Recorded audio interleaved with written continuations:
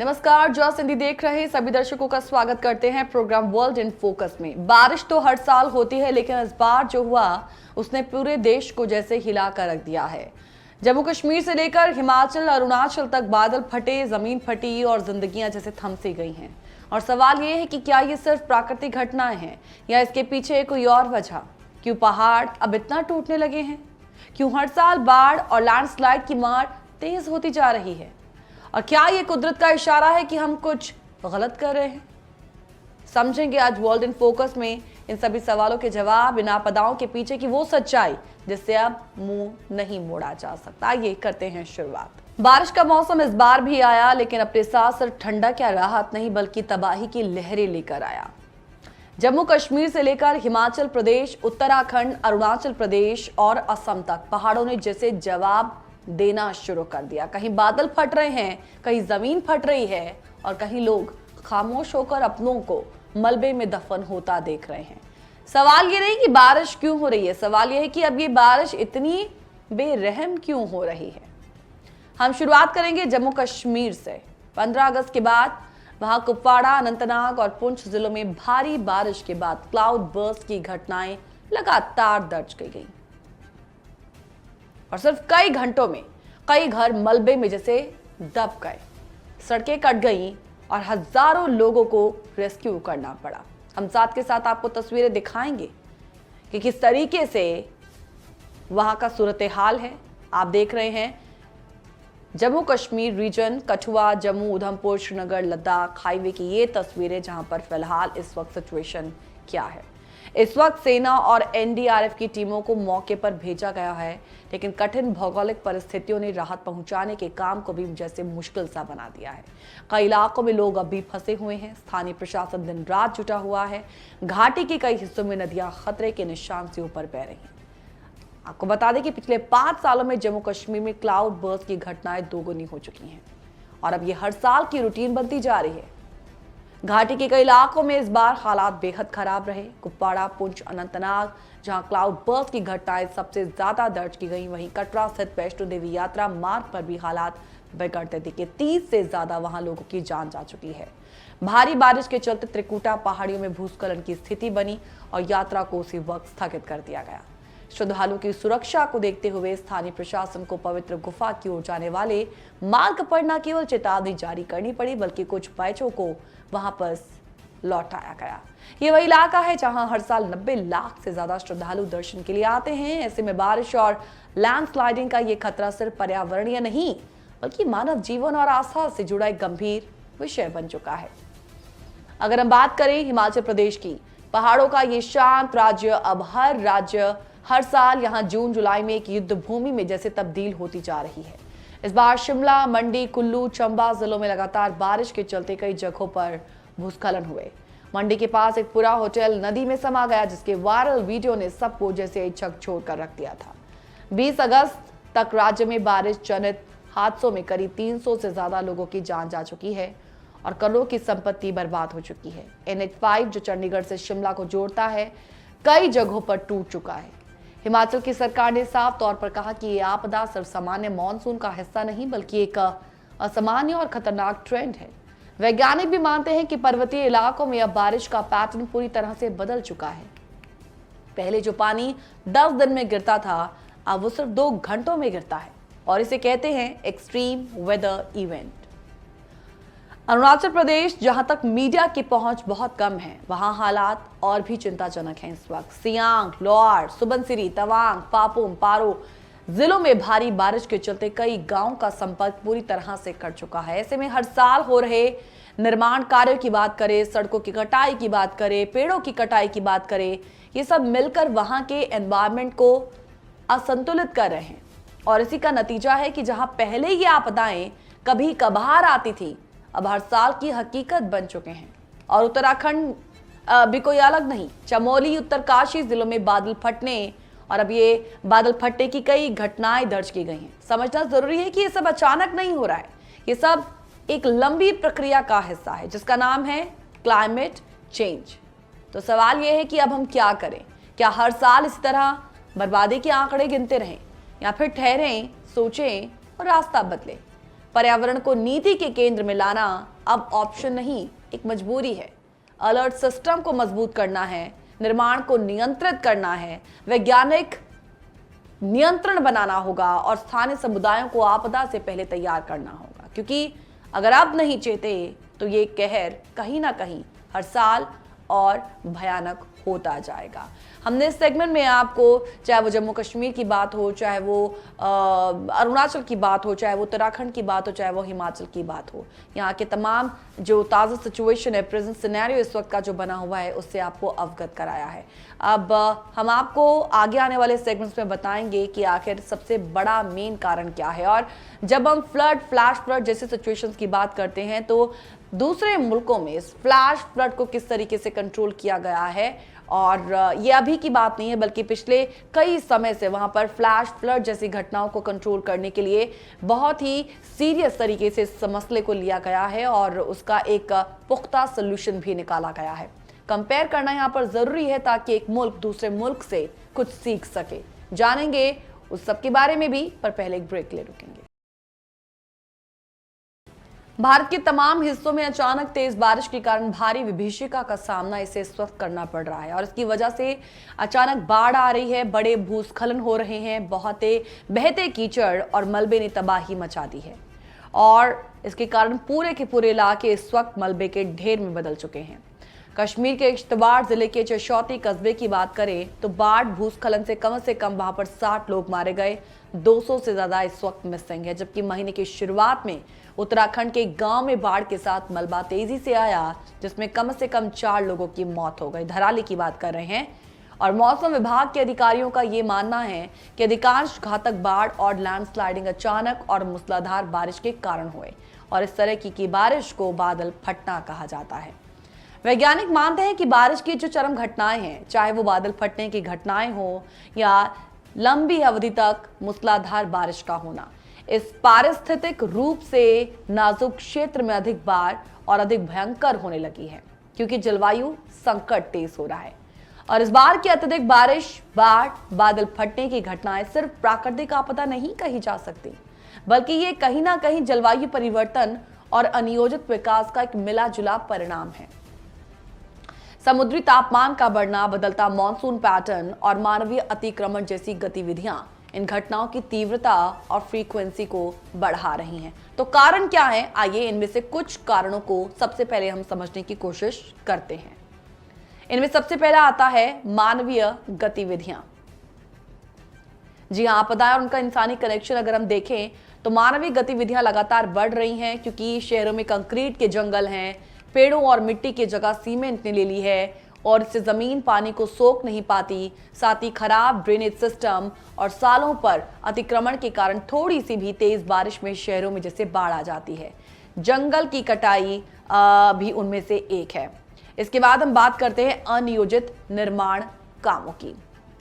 पहाड़ों पर पेड़ों की कटाई, अस्थिर ढलानों पर बिना किसी योजना के निर्माण से लैंडस्लाइडिंग का खतरा बढ़ जाता है। जब भारी बारिश होती है तो ये निर्माण और कमजोर हुई जमीन फ्लैश फ्लड और भूस्खलन को बढ़ावा देते हैं, जिससे तबाही और भी बढ़ जाती है। वनों की अनियंत्रित कटाई और अनियोजित विकास के साथ मिलकर ये घातक संयोजन बनता है। भारी वनों की कटाई के कारण किसी भी मूसलाधार बारिश और बादल फटने से लैंडस्लाइडिंग होगी ही, यानी मिट्टी धसेगी, वो अपने साथ पत्थर, लकड़ी लाएगी। तीसरा है नदी किनारे अतिक्रमण। कई जगहों पर लोग और बिल्डर्स नदी के किनारे तक निर्माण कर लेते हैं, उससे नदी के बहाव का रास्ता रुक जाता है। जब बाढ़ आती है तो पानी अपना रास्ता बनाता है और इन अवैध निर्माणों को बहा ले जाता है, जिससे जान माल का भारी नुकसान होता है। तो ऐसे में अक्सर भारी संख्या में लोग हताहत तो होंगे ही, क्योंकि पहाड़ों में बहुत अधिक संख्या में ये लोग जल निकायों के किनारे रहते हैं और बचने का समय बहुत सीमित होता है। इसके अलावा तीर्थ और पर्यटन स्थलों पर बढ़ते दबाव की बात करें तो ये चिंता का विषय है। वैष्णो देवी हो, चारधाम यात्रा हो या अमरनाथ जैसे धार्मिक स्थलों पर हर साल लाखों लोग पहुंचते हैं। यात्राओं को सुगम बनाने के लिए आप देखें कि पहाड़ों को काटा जा रहा है, सड़कें चौड़ी की जा रही हैं, सुरंगें बनाई जा रही हैं, अवसंरचनाएं खड़ी की जाती हैं, लेकिन अक्सर निर्माण कार्यों में पर्यावरणीय मूल्यांकन अधूरा या नजरअंदाज है।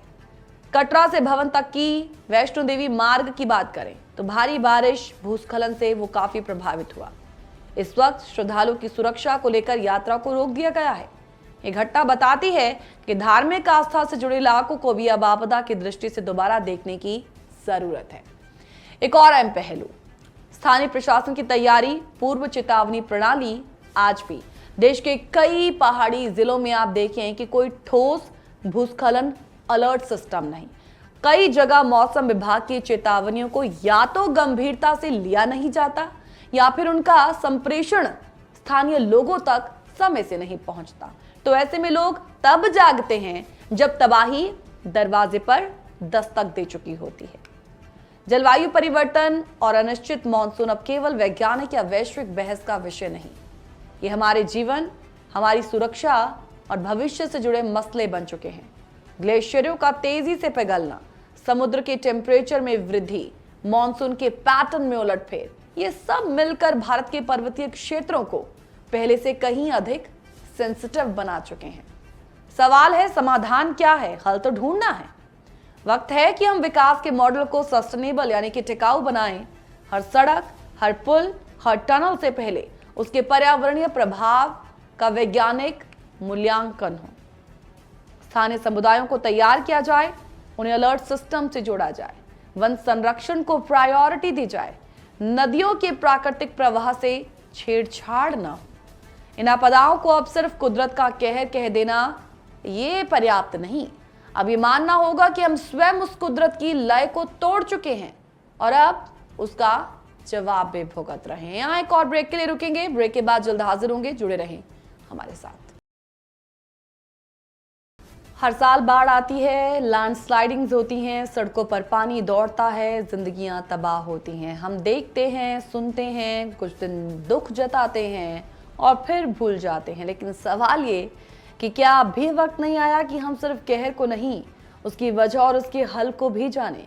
क्या अभी हम इंतजार करेंगे या तैयारी करेंगे? जानेंगे इन आपदाओं से निपटने का रास्ता क्या है और ये समझेंगे कि दुनिया कैसे सोच रही है ताकि भारत भी वही कर सके जो आगे की जिंदगियां वो बचा सके। अब हम यहाँ पर वार्निंग के साथ साथ सोल्यूशन की बात करेंगे। समाधान नंबर पहला, क्या है समाधान? पहले से चेतावनी ताकि जान बच सके। आप देखिए कि भारत में ना आपदा के समय अलर्ट देने की व्यवस्था है, लेकिन वो अक्सर देर से या अधूरी पहुंचती है। इसे मजबूत करना जरूरी है। आईएमडी ने कुछ ऐप्स और तकनीकें विकसित की हैं, जैसे मौसम ऐप हो, दामिनी ऐप हो, जो बिजली गिरने या भारी बारिश की चेतावनी देते हैं, मगर इनका प्रचार देखें, ग्राम स्तर पर पहुंच ये बहुत कम है। आप उत्तराखंड के कुछ गांव की बात करें तो अब सैटेलाइट आधारित रेनफॉल अलर्ट सिस्टम लगाया गया है, जो गांव वालों को 10 से 15 मिनट पहले चेतावनी देता है। तो ये छोटा तो कदम है, लेकिन बड़े नुकसान से तो बचा सकता है। हर पहाड़ी राज्य को अब अर्ली वार्निंग सिस्टम को गांव-गांव तक ले जाना होगा और इसे स्कूलों और पंचायतों की तैयारी से जोड़ना होगा। आइए अब आते हैं समाधान नंबर दूसरे पे। देखिए, वैज्ञानिक तरीके से निर्माण की योजना। भारत के पहाड़ों में सड़कों, टनल्स, तीर्थ यात्रा मार्गों का निर्माण तेजी से हो रहा है यहाँ, मगर ना इनमें से कई प्रोजेक्ट बिना उचित पर्यावरणीय मूल्यांकन से पूरे हो जाते हैं। अब इससे ढलानों की स्थिरता कमजोर होती है, बारिश होते ही लैंडस्लाइडिंग की सिचुएशन आ जाती है। हर निर्माण से पहले स्लोप स्टेबिलिटी टेस्ट और क्लाइमेट इंपैक्ट असेसमेंट जरूरी होनी चाहिए। यही फॉरेन में टेक्निक्स हैं। नदी किनारे, नालों पर निर्माणों को रोका जाए, जो बने हैं उन्हें हटाने की अब योजना बनाई जाए। वैज्ञानिक तरीके से निर्माण की योजना जरूरी है। आते हैं समाधान तीसरे पे, सामुदायिक तैयारी और ट्रेनिंग। आपदा सिर्फ सरकार नहीं संभाल सकती, इस माइंडसेट को चेंज करना है। गांव, शहर, स्थानीय समुदाय को तैयार करना जरूरी है। गांव में कम्युनिटी डिजास्टर रिस्पांस टीम बनाई जाए, जिन्हें सिखाया जाए कि बचाव कैसे करें, अलर्ट पर कैसे प्रतिक्रिया दें, कैसे अपने इलाके को सेफ रखें। स्कूलों में आपदा सुरक्षा ड्रिल्स हो, बचाव अभ्यास बच्चों के लिए मैंडेटरी हो।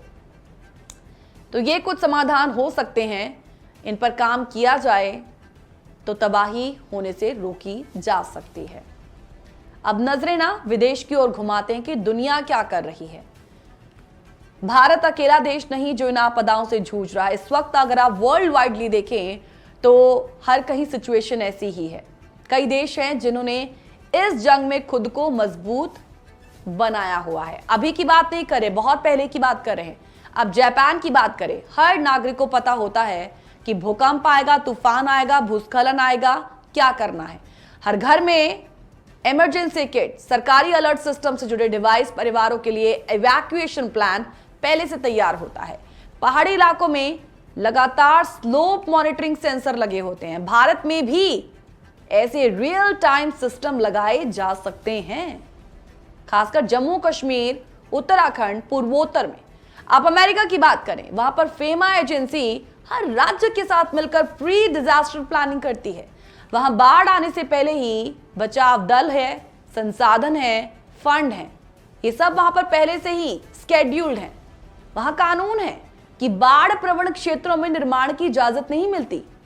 भारत में एनडीएमए को और अधिकार देने की जरूरत है ताकि राज्यों की आपदा तैयारी सिर्फ कागजी ना रहे, जमीन पर दिखे। जर्मनी की बात कर लें, शहरी नियोजन में वहां पर ग्रीन जोन है, वर्षा जल संचयन, उसको स्टोर कैसे करना है, पेड़ प्राथमिकता में होते हैं on the priority basis. Her project से पहले उसका जलवायु पर प्रभाव तय किया जाता है। और भारत के स्मार्ट सिटी प्रोजेक्ट्स की बात कर लो तो वो सिर्फ सीमेंट नहीं, पेड़, तालाब और खुली मिट्टी के साथ यहां पर बैलेंस किया जाना आज के समय की जरूरत है, जब क्लाइमेट कंडीशंस लगातार बदल रही हैं, डिजास्टर का रूप ले रही हैं। अब सवाल है कि भारत क्या कर सकता है। हालांकि इसकी बात हमने पहले भी की, लेकिन एक बात है कि हर हाई रिस्क जिले में चेतावनी सिस्टम हो, इमरजेंसी ट्रेनिंग अनिवार्य हो, नदी नालों ढलानों पर बने अवैध निर्माण हटाए जाएं, पर्यावरणीय मूल्यांकन बिना कोई परियोजना पास ना हो, मीडिया, नागरिक इस जिम्मेदारी को साझा करें, रिपोर्टिंग नहीं बदलाव की दिशा दिखाएं। कुल मिलाकर आपदा, डिजास्टर जब आती है तो वो गरीब अमीर में फर्क नहीं करती, वो सिर्फ देखती है कि कौन तैयार है और कौन तैयार नहीं। तो वक्त है आज कि हम सिर्फ खबरें ना बने, हम खुद बदलें, अपनी नीतियों को बदलें और कुदरत के साथ तालमेल में रहना सीखें। क्योंकि अगली बारिश कब कहर बन जाए कोई नहीं जानता, लेकिन अगर हम आज से तैयारी करें तो शायद उस कहर को रोका जरूर जा सकता है। फीडबैक आपका भी जरूरी है, तो इसके लिए आपको करना क्या है, स्क्रीन पर दी गई मेल आईडीज का आप इस्तेमाल कीजिएगा, info@justbroadcasting.com या geet@justbroadcasting.com। फ्लड सिचुएशन, इस पूरे सिचुएशन से आप भी वाकिफ होंगे, संज्ञान में तो आपके भी होगा कि भारत में इस वक्त क्या हो रहा है। इस पर अपना पर्सपेक्टिव हमारे साथ जरूर शेयर कीजिएगा। इन ईमेल आईडीज पर आपका फीडबैक हमारे लिए जरूरी है। आपके वैल्यूएबल फीडबैक का हमें इंतजार रहेगा आज के स्पेशल एपिसोड को लेकर। फिलहाल के लिए इजाजत, नमस्कार। स्टे ट्यून्ड विद जास हिंदी फॉर मोर प्रोग्राम्स।